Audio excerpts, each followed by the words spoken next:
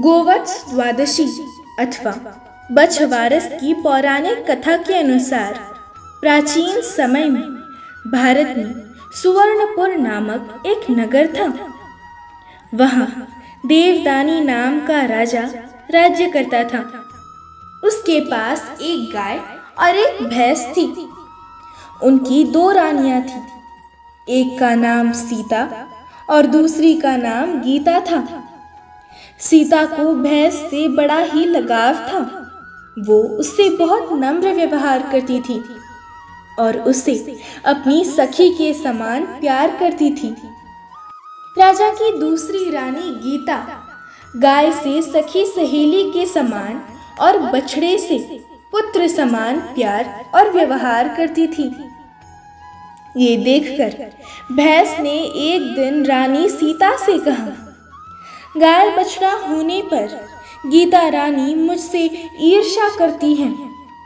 इस पर सीता ने कहा, यदि ऐसी बात है तब मैं सब ठीक कर लूंगी।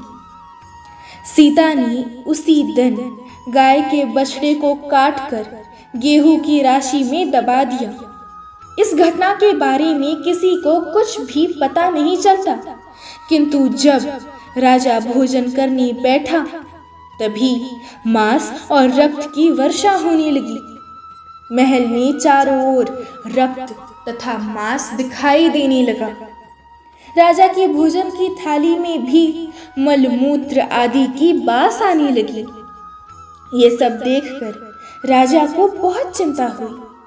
उसी समय आकाशवाणी हुई, हे राजा, तेरी रानी ने गाय के बछड़े को काटकर गेहूं की राशि में दबा दिया है।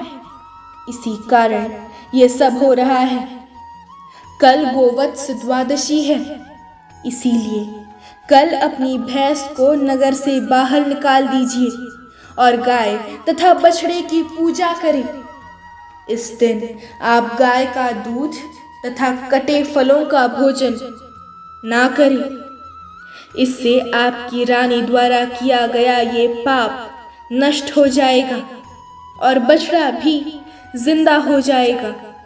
अतः तभी से गोवत्स द्वादशी के दिन गाय बछड़े की पूजा करने का महत्व माना गया है तथा गाय और बछड़ों की सेवा की जाती है। जय श्री कृष्ण।